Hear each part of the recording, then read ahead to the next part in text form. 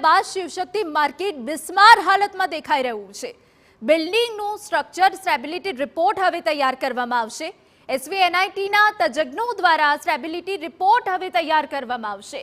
એસવીએનઆઈટીના professor Atul Desai દ્વારા શિવશક્તિ માર્કેટનું નિરીક્ષણ કરાઈ રહ્યું છે।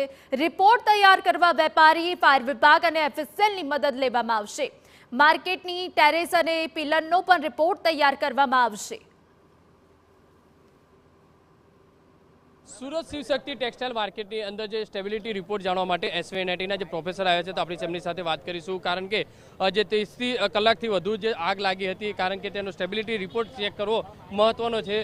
સર, કઈ રીતે અહીંયા આવ્યા છો, કઈ રીતે તપાસ કરવામાં આવશે? એટલે કાલે રાત્રે આ લોકોએ પોલીસમાંથી પછી અલગ અલગ એજન્સીમાંથી બધા ફોન અમારી પર આવ્યા। સવારે એસપીની ટીમે એપ્લિકેશન પણ રિસીવ થઈ, એટલે આજે હું સ્થળ તપાસ માટે, પ્રાઇમરી સ્થળ તપાસ માટે અમે આવ્યા છે।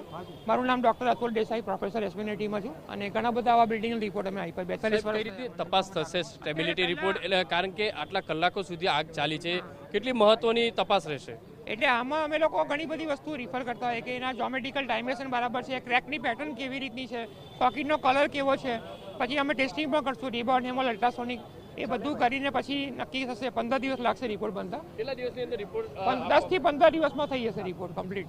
અને જે રિપેરેબલ છે તેમાં રિપેરેબલ લખશું, જે તોડી એમાં અનસેફ લખશું, અને જેમાં ઓકે છે તેમાં કહીશું કે આ વાપરી શકો તમે। એટલે 3 પાર્ટમાં અમે ડિવાઈડ કરશું એને।